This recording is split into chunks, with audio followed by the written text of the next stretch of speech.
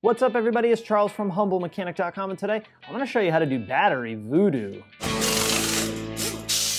Battery voodoo, one of the mysteries of the automotive repair world. You may have heard me talk about doing this procedure many times on the show, and I figured it was time to show you guys exactly how to do it and what I'm talking about. Now, if you want to just jump right to the procedure, there's a timestamp down in the description. You can click that and jump right there so you don't have to listen to any of the backstory. But I highly recommend that you listen to it because there's a couple of safety things you really want to keep in mind. So first, let's talk about what battery voodoo is. You may have also heard this referred to as a capacitive discharge or a cap discharge or something like that.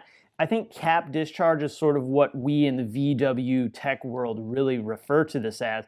And it's not right, but it's not exactly what our goal is. So the mindset behind a cap discharge is that we're basically disconnecting the battery and draining all the capacitors of their electronicals. Capacitors, think of them as sort of little storage devices for energy. And what we do when we disconnect the battery and touch the terminals together is we deplete all of that. And that's kind of what we're doing, but think of this more accurately as a really hard reset on all of the computers in the car. Sort of like when your computer at home is acting a little squirrely and you mash that power button until it shuts off, or you take the battery out of your phone, or you do the secret button press on your iPhone to make it do a hard reboot. That's essentially what we're doing here. Oftentimes, computer modules get funky in our cars and they just need to be reset. And this is a procedure that I've done so many times in my career, and it's fixed some really strange problems. In fact, the way I sort of strategize when I'm going to do this is the weirder the problem, the faster I'm likely to do this kind of cap discharge. I've seen it fix radio problems, ECM problems, convenience module problems, body control module problems, lighting issues, compass issues, navigation problems, and on and on and on. Basically, when we start thinking of really weird electrical problems, this becomes a very early step in the diagnostic process. So today, I'm going to walk you guys through exactly how we do that, some safety precautions, and what you're going to have to do when you're done in order to make your car 100% back to happy. Now, I will caution you, older vehicles, especially older VWs, the late 90s, early 2000s, oftentimes we have to readapt the throttle body. In the case of the vehicle we're using today, which is my 2005 Passat, that's not something we're going to have to do, but just bear in mind that there may be some negative consequence on certain generation cars to doing this. But overall, this is a great step in the process to eliminate weird electrical gremlins in our cars. We want to make sure that we're working safe with eye protection as well as gloves. Also, we want to make sure that the ignition is switched off on our car. In fact, I had the keys in my pocket while I was doing this procedure. There are cases where when you disconnect the battery, you actually do want to leave the key on. That's typically when working with airbags. That way, if there's an accidental deployment of an airbag, it happens when you put the terminals back on, not when you put the key in the ignition and turn it on and have an airbag blow up in your face. But typically when this is a diagnostic process and not airbag related, I leave the key off, or I leave it on the seat or something like that so that the ignition is switched off. Also remember too that we are doing this with the battery disconnected. I can't say this enough. Do not do this with the battery connected. Also, I'll mention it again, that if you have two batteries in your vehicle, you really want to disconnect both of them. I have a story that happened to me and a coworker of mine where I didn't do that. He jumped in, hit the key on the car, started it, even though one battery was disconnected, and it caused a very minor fire in the back of the car. Phaeton. So we want to make sure that we completely disconnect all power from the vehicle. We also want to make sure that there's not an opportunity for the cables to touch the battery back once they're disconnected. So you'll see I lay a towel over the battery in order to make sure that doesn't happen. It's probably not necessary, but that extra little bit of precaution can save you from a lifetime of headaches and big bucks just in case something goes sideways and we end up cooking a module.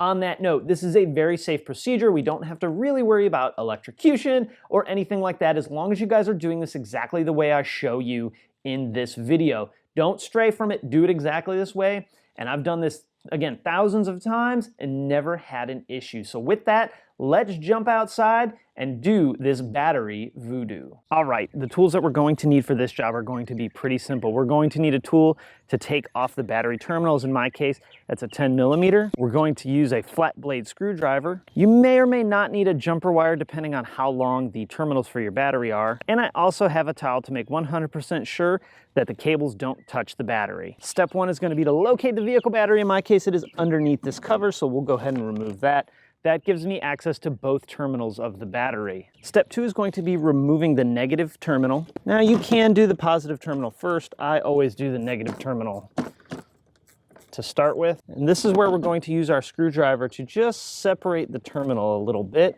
and walk the terminal off the post of the battery. Next, we're going to do the positive terminal the exact same way. Open the terminal up a little bit and remove it from the battery. Now you'll notice that it's touching the battery right here. That's okay for now, but we're gonna fix that problem in a second. Here's where I'm gonna take my towel and set it between the terminal and the battery on the positive side and lay the negative terminal right on top so it looks just like that. Now again, these might reach all the way, but I'm gonna go ahead and use this jumper wire to connect them together. It is vital at this step that both of these are disconnected. If you have either one connected, you can cause a real problem. So again, 100% make sure both terminals, positive and negative, are disconnected. Also, if you have a second battery in the vehicle, you're gonna wanna disconnect that too, because we want to make sure that there's no power to the vehicle whatsoever. Next, we're gonna simply just connect our jumper wire to both terminals. And now we can let this sit for 30 seconds, 10 minutes, 15 minutes, an hour. It all depends on how much time you have to commit to doing this. All right, so it's been about a minute that I've had the jumper wire on. I'm gonna go ahead and remove the jumper wire, pull my negative terminal away, and remove the rag. This would be a good opportunity to clean the battery terminals as well while you're here. Now I'm gonna set the positive terminal on and go ahead and tighten it down. Now there is some debate on whether to do the positive terminal first or the negative terminal first. I've always done the negative terminal first, and that's probably the way I'll continue to do it for the foreseeable future. Get your terminal on. Now, if the terminal doesn't sit all the way down on the post, you want to take that flat blade screwdriver and just spread the terminal open a little bit. You don't need to do much, and that'll allow it to go all the way down to the bottom of the post. We'll go ahead and tighten this back up. Give your cables a quick check. Make sure that they're tight. Put the cover back on if necessary. So that's it. There you have it. Nice and easy. Shouldn't take more than maybe about 10 minutes, depending on how long you leave that jumper wire connected or how long the cables touch together. Again, if they reach and they can touch, you don't need that jumper wire. The ones in my Passat technically will, but it's really awkward positioning for it to do it. And I wanted to do it with a jumper wire to show you that that was really the way that you can do it. But don't hesitate to just touch the terminals together. In fact, you can also take and hold the terminals together if you really want to. I usually like to put the jumper wire on or touch them together and walk away and let it sit for 5 to 10 minutes. That way I'm 100% sure everything is happy when I hook it back up. You will also probably have to reset your clock, reset maybe the pinch protection of the windows. Most modern cars store the presets for the radio, so you don't have to redo that. But if you have an aftermarket radio, the likelihood is pretty high that you're gonna have to do that.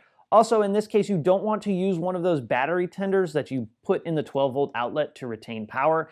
This is the opposite of that, so make sure we're not using any extra stuff while we're doing this procedure. Again, follow the video exactly as I show you, and you won't have a problem. All right, guys, that's it. Congratulations, you've completed battery voodoo, cap discharge, capacitive discharge, whatever you feel like calling it. I kind of like the voodoo thing myself. If you have questions about today's video, down in the comment section is where they go. Throw it a thumbs up on YouTube. I always appreciate that. Don't forget to subscribe and ding the notification bell right here on YouTube or over on the blog at humblemechanic.com. Follow me on Facebook, Twitter, Instagram, and of course, Snapchat. Don't forget, if you want exclusive content, exclusive videos, discounts you can't get anywhere else, as well as a bunch of other really rad stuff, join the crew membership program. The link is down in the description for you to check that out. It's a great way to help support me, support the show. If you've got value out of these videos, it's an awesome way to help give back. Also, you get mad discounts, so you can make your money back, which is the whole point of crew members. Again, link down in the description. All right, guys, hey, thanks so much for watching. I hope you never have to do this, but now you know how, just in case you have to. Thanks for watching, and I'll see you next time.